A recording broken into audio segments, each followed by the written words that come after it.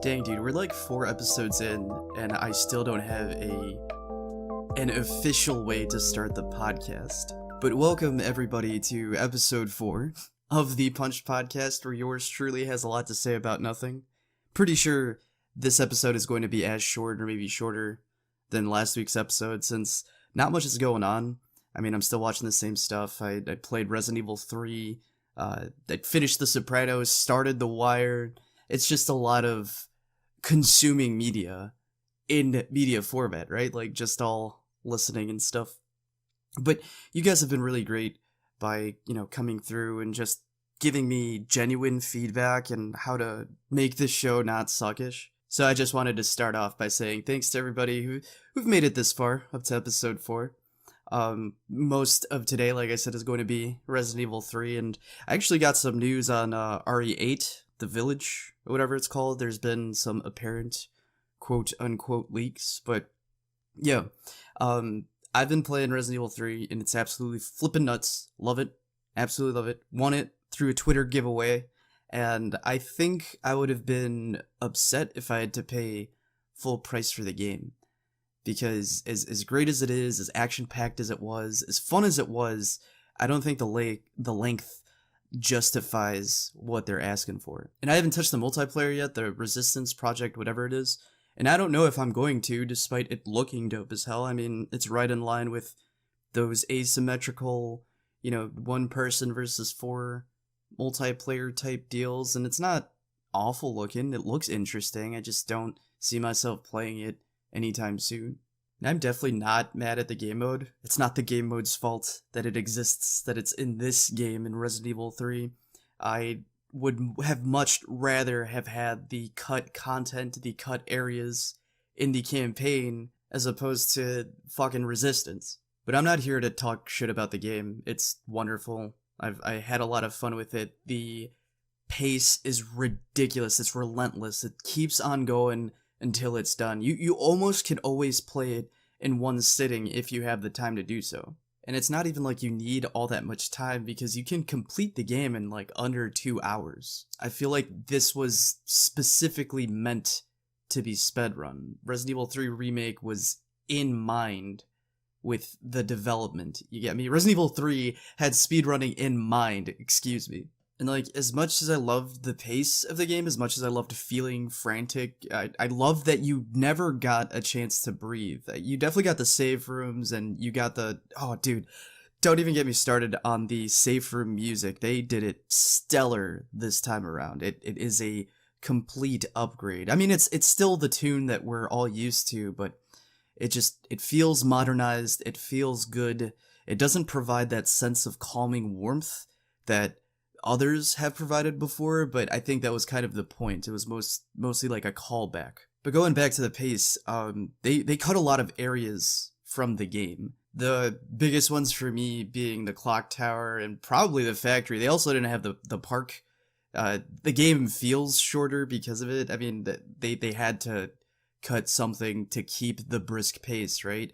But this is the least feeling Resident Evil of the last 3 that they released, between like 7, RE2 Remake, and now this one. Because even with the stuff that you do get, even the places that you do get to relive through, there isn't much of the stock Resident Evil experience that we're used to. And I don't even know if like stock, like base, we're just not as familiar with this type of gameplay if you're specifically a Resident Evil person.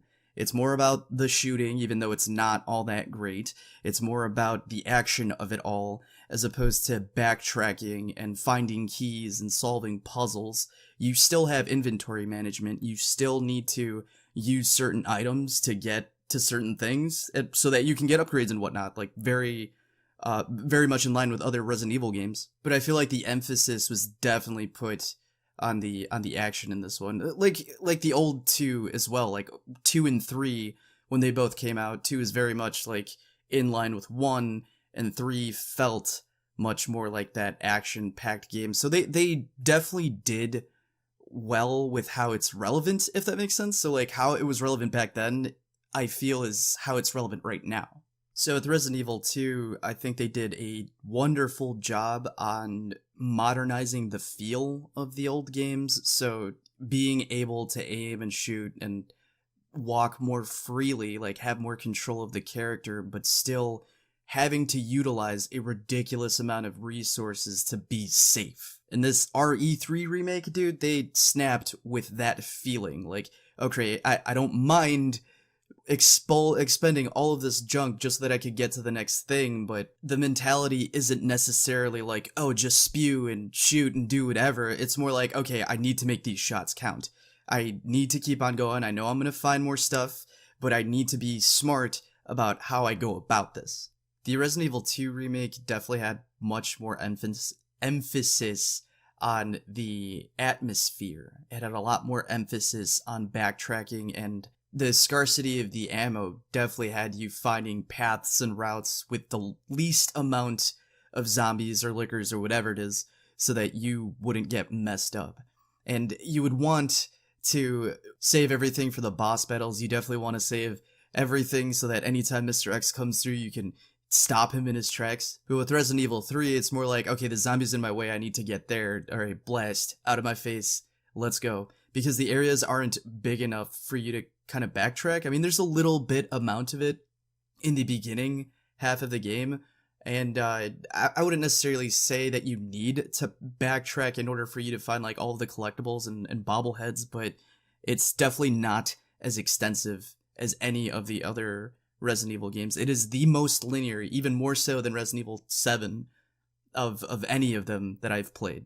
I don't know if that's necessarily a bad thing, but I don't want this to become the norm, you get me? I'd like action Resident Evil. That was fun. Just don't pull out another 6 on us. Like, give us the stuff that makes the series the series. I understand that innovation is a part of gameplay evolution, you get me? Like, you have to evolve gameplay. But the fan base comes to Resident Evil to feel a certain way, and I understand all of the backlash on RE3. I feel like even if we had just gotten the clock tower by itself instead of what we got at the clock tower, not as many people would be talking crap or talking smack about how the game's too short. Because really the only reason that it sucks that it's short is because what we have is so good. There's like absolutely no part in Resident Evil 3 where I felt like, okay, that was a piece of crap. Okay, I did not like this sequence. Oh, I didn't like that. Maybe one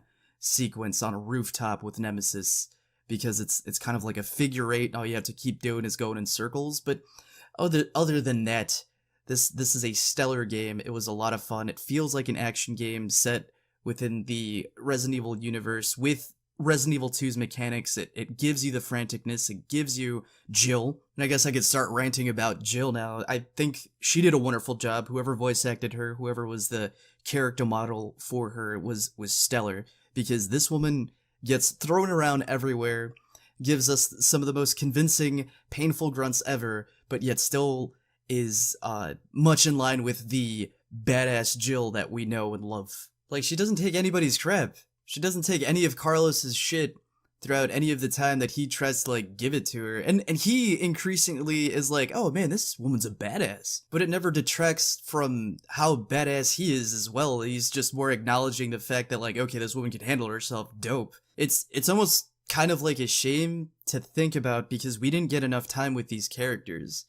We have the most time with Jill and Carlos, like, they get the most interaction, the most screen time. But at the end of it all, I still didn't feel like it was enough. Like, I didn't feel like I got to spend enough time with him. I don't know, I really don't know how else to say that. I want more of this Carlos. I want more of this Jill. And honestly, I could have done with more of the side characters as well. Friggin' the guy on the train was dope as hell. The old barber guy, not barber, he had in Spanish, beard is barba. So I was thinking, that. Well, anyway, he has a, awesome white beard or whatever, really, really old, injured guy. And then there's the bad UBCS dude that was really dope. And then there's, like, Carlos's boy, the one that helps you at the end of the game. That there's great performances all around, and I just wish we've gotten more of them. And I want to, give a big ups to the dude who did Carlos, because he gave him a Keanu Reeves feel. all of Resident Evil, I feel like, has this air of cheesiness to it, and this one has like the action movie cheesiness to it. So giving him that like kind of a Keanu Reeves charm, that like I'm here to rescue you type deal, like yeah, was it fit? It fit really really well. I want to keep talking about RE3, but I also have like RE8 to talk about. So, but before we move into a little bit of Animal Crossing and all the stuff that I've been watching, what I have gotten on the news for Resident Evil 8, is that it's Village. Obviously, they use the V with the 3 as the beginning of the Village, as the V and the I and 2 L's. I think that's super flippin' clever. It's almost stupid. I initially thought it was dumb, but I was like, you know what?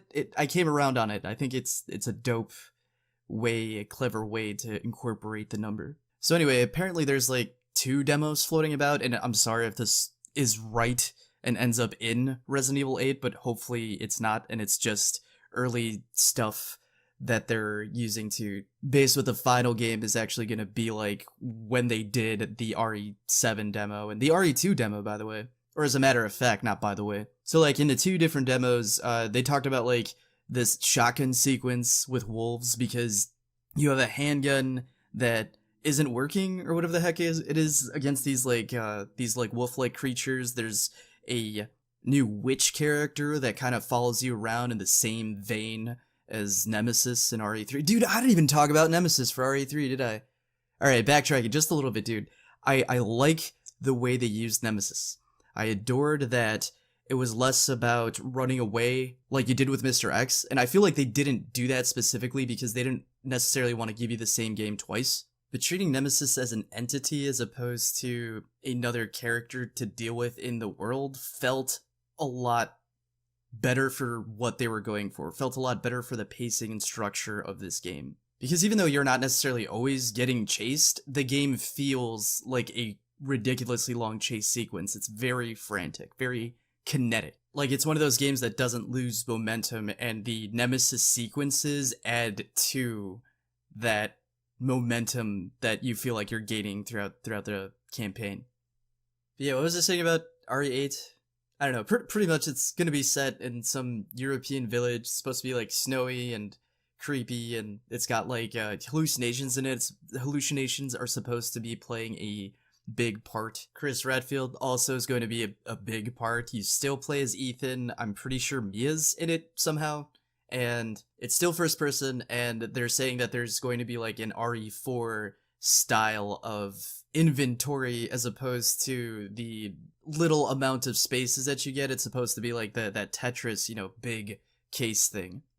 There's this dope article on Rely on Hoarder on horror that I'll be linking down in the description if you guys want to get all of the details. But know that there's a possible spoiler warning there. We don't know how much of the story is actually going to be coming back into the main game when it's released. So onward to Animal Crossing, and oh yeah, Onward. I watched Onward. Wasn't that great? I don't have too much to say about it. Watch it with kids. Anyway, Animal Crossing. I don't know if you guys remember, but when it first came out, there was this glitch where if you put something on a box and someone else tried to grab that something off the box as you're turning it, it duplicates it. So people were exploiting the crap out of this with tarantulas and other crap that gives you a crap ton of bells, which is the currency in the game, in case you guys don't know what Animal Crossing currency is. And I definitely did not do this exploit. See, I was a good person. I did the right thing and not look for it and not take advantage. But one of my friends, who will remain unnamed, did do the glitch, did get a crap ton of bells, and is consistently grabbing a crap ton of bells because now you can just flip the stonk market with the turnips. Well, anyway, she has so much flipping money. She has so many flipping bells that she paid for my in-game house upgrades twice, almost 3 times over. So I don't know. I just wanted to bring that up because I thought it was hilarious that because the opening week of the game and how broken it was for just those few days, warranted, or not warranted, but resulted in me getting this awesome space now for nothing, because my friend was awesome and did the glitch for me. It was pretty dope. It's pretty cool. I've been having, friends come over to the island here and there, and there's not much to do in the game once you build out a lot of stuff. It's essentially just making things pretty. It's essentially just being cute with other people, and that's there's nothing wrong with that. I've been having a lot of fun with it. And even now, especially because the bunny day thing is over, and I don't have to deal with any of the bunny day recipes / finding eggs, and I don't know, that shiz was absolutely annoying. They even had to update the game because people were complaining about it so much. They were like, I want to be able to grab regular materials as well, so you want to not let this weird bunny guy make all of the resources bunny related items? And don't get me wrong, it's adorable. It's really cute. I love the recipes and stuff, but hopefully the devs learn from this and know how to run an event without, making the rest of the game not enjoyable. That's all I got on games this week, straight up. But I did get a Valorant key today, so that was pretty dope. I'm excited for that game. It's anime, CS:GO, Overwatch, and who doesn't that appeal to? I downloaded that earlier, and I haven't played it yet because I kind of have been waiting for a friend to get it, so I'm not going in there blind and alone. But I think I might end up streaming it pretty soon for the first time, so that everybody can share the experience with me and stuff. I'll definitely have some stuff to say about the game by next episode, but I'm gonna go ahead and move on into the stuff I've been watching. Or should we do UFC and then the amalgam of HBO shows that I've been consuming? I mean, I guess there's not really much going on for the UFC. Just to say it, just so that we can get into Westworld and then end on not just Westworld, but all of the stuff I've been watching. UFC 249 it's off entirely. Dana White was like, "Yo, I got a fight island. We got this whole thing set up so that the fighters can come to an island and not be around as many people that are necessary to be within regulation and junk." As ridiculous as that sounds, I think that's so dope that Dana White is the type of person who will go to the ends of the earth to make that money. We need people like him running stuff like the UFC so that we get awesome fights. You get me? He had a dope card lined up for us. Not even just because it's Corona times or whatever, the weird times, but it was just a good, fight card. People were talking shit to Khabib because he wasn't going to fly over to the United States, but his whole thing was like, yo, I don't have a location. I don't have a place for me to go to so that we can, do this fight. So he was pretty much out, and Justin Gaethje stepped up to the plate and was like, yo, I'll fight. I'll do it. Let me get at Ferguson. So all of this last minute scrambling that they did to try to get stuff together ended up being for nothing. I know Disney and there was another agency or corporation that contacted the UFC, and they were heavily trying to sway Dana White otherwise. I'm upset that we won't be able to see Khabib and Ferguson, but now I think it's going to be Khabib and Gaethje, even if they do reschedule this again. I don't know if we'll get it even within the next month, but it sucks that there isn't any sporting events going on at the moment. I know the whole world is dealing with it, but this was a gut punch for sure. I was looking forward to UFC 249. But yeah, it's those lack of sporting events that have gotten me binging so many flippin' TV shows, specifically the HBO quote-unquote prestige dramas. I just finished the Sopranos, and it was really long. It was very hard to get through because of how long each episode is, and I guess I did it with Game of Thrones, but Game of Thrones had my attention better, straight up. But I do think I was more rewarded with The Sopranos because I stuck with it.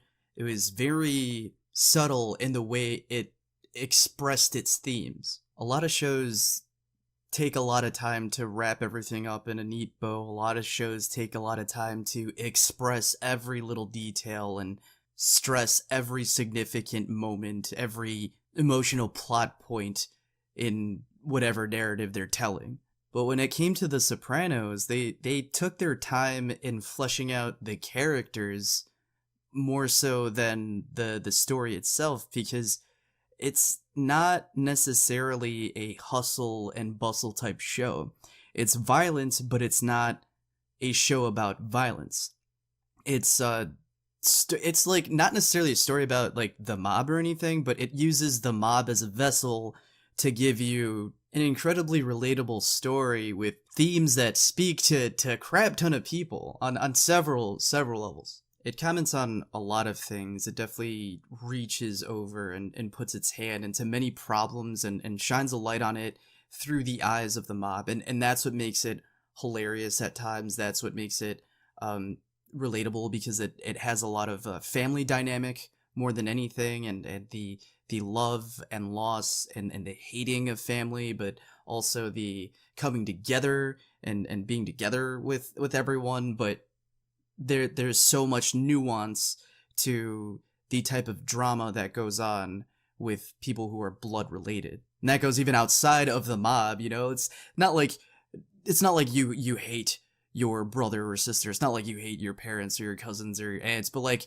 maybe they annoy you a little bit sometimes. Maybe they make problems for you and you're like, damn, now I have to deal with that. But it's not like you love them any less, and that's the type of frustration that I've noticed throughout The Sopranos, coupled with stellar direction, really great production. Not the best of acting. I mean, the people who are really good are incredible. James Gandolfini is a role of a lifetime. Michael Imperioli, another beast.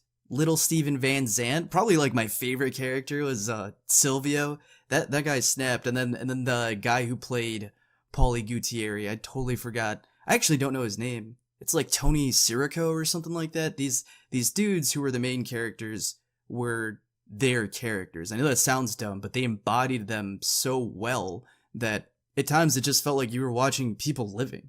I definitely wouldn't recommend it to everybody, because there's this not necessarily an air of pretentiousness to it, but I understand why someone would think, okay, no, get that, nose up in the air BS out of my face. And I definitely wouldn't recommend it to anyone who's not religious or isn't familiar with some type of religion, because it definitely comments on that a lot. And it's one of the driving forces for the entirety of the series is like good and bad and neutrality. So like heaven and hell and like purgatory. They never spell it out in those terms specifically, but that's because that's the type of person David Chase is. He's not going to hit you over the head with what he's trying to tell you. He's going to leave it up to interpretation like a damn good writer should. But I do recommend it to anyone who thinks that any of the crap that I just said was interesting. It's a fun show. It's funny. I mean, it's cool to watch. You know what I mean? You feel cool watching it, but at the same time you also feel the frustrations and the anxiety and the uneasiness of it all. Almost right after finishing The Sopranos, I wanted something else. I needed to sink myself into something else, because I was in between Westworld episodes, and Westworld's on the 3rd season, and I know I didn't do a podcast last week, Mobby, so we'll be covering 4 and 5. But before I get into Westworld, I can't get sidetracked too much. Right after finishing The Sopranos, I actually started this show called The Wire, which is another one of the top tier HBO shows that made HBO what it is today. And as much as I adored The Sopranos, as much as I had a great time watching it and spending time with all the wonderful characters, I'm already more hooked to The Wire than I was The Sopranos. The Wire's shorter in seasons, not in episode length though, so I'm still sitting there for like an hour each flipping episode. But there's something about that detective style drama, that sleuthing whodunit and gangsters getting away with stuff and outsmarting stuff, or outsmarting agents or detectives or whatever. That whole dynamic between these two sides of Baltimore is just it's so much fun to watch. I'm still on the 1st season. I'm only a few episodes in. Essentially, it's just an incredibly driven detective that can't help but be good at his job, and that can't help but want to do his job. And it's about this gang under his eye. You get to see the back and forth on how they play the game, essentially. And then there's other players in it, and I'm talking like I'm a part of the streets, but I'm really not or anything. I'm just speaking like they do in the game, in the show. But I'm gonna digress. If you like that type of show, where it's like criminals versus the detectives, by all means, dude, the Wire is the way to go. I'm sure that there's a lot of themes there and a lot of subtext. But I feel like I'm too early on in the show to give it enough of an opinion. But going back to Westworld, oh boy, I don't even have words to describe how mind-blowing these last couple episodes were. I know, like I said, I didn't do a podcast last week, so maybe I'm gonna catch up on episodes 4 and 5 here now, and I'll do this as not necessarily as fast as possible, but I know this episode ended up going a little bit longer than I expected, so let's try to wrap it up here with the awesomeness of Westworld. Anyway, in episode 4, we essentially learned that all of the... Oh yeah, right. Spoilers for episodes 4 and 5 of season 3. Well, anyway, the huge revelation is that Dolores is in every one of like the cyborg / android brains that she took out of the park. She essentially just made copies of herself and put them in other host bodies, because in her reasoning, no one else is more trustworthy than yourself. Like, if you want to do something well, you got to do it yourself. So boom, that was the bomb drop for episode 4, right? Well, episode 5, dude, okay, so Westworld, every season, they have the one episode that you for sure know that they were aiming for an Emmy for. And episode 5 is that flippin' episode for this season, for damn sure, dude. Aaron Paul's character gets drugged up by that other bitch-ass character, Liam Dempsey. And this drug, essentially what it does is it takes you through 5 different time periods of movies, so that you get like a noir, and then a classical type film, and then like romance, and then there's 5 different ones. I don't remember what they were, but every time you cut to the perspective of Aaron Paul, you got whatever he was going through. And it was all during like a futuristic car chase action sequence with explosions and everything, and this guy is tripping out, seeing black and white, hearing black and white type of music, 1930s style, whatever. And it's the same thing for every genre that he transitions to, because that's the name of the drug. It's called genre. It was an incredible sequence. I thought it was the most clever and out of the box that I've seen the Westworld peeps be since the first season. And that wasn't even the best part of it all. Like, not only do they meet up with Aaron Paul's like little crew of scoundrels, not only do we get to hear death grips again, not only does Stubbs get to go back in action,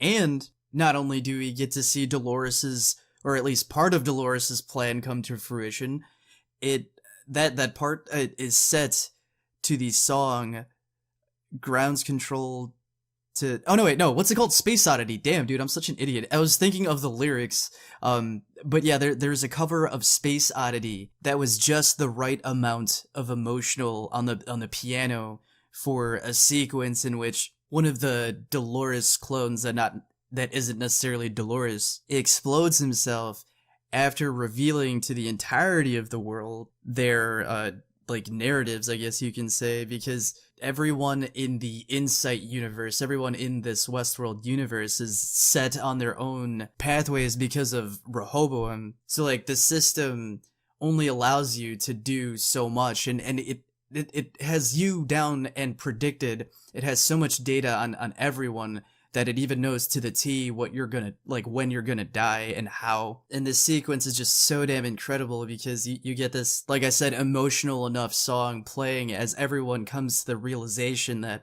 the lives that they are living are a complete and utter lie, that they are being controlled, that there is no hope, that whatever hope they feel is also simulated. I'm getting all worked up thinking about it because I'm excited to see where the heck it goes now. Like, what the heck do you do now that the whole world is gonna destroy itself? Because as soon as it happened, there are some people rioting, there are some people like beating each other up, but then there are other people who are just like, I don't know, walking around and skateboarding, or, you know, talking to each other, or just putting their phone down, just watching stuff, just like living. I don't know. I can't say enough about how amazing this last episode was. So I think I'm just gonna go ahead and digress and wind down here and just end the episode, because I've gotten everything out that I wanted to say. Like I said, this did run a little bit longer than I was expecting, but I always enjoy myself. I always have fun, and I wouldn't be doing it if y'all weren't as encouraging as you are. So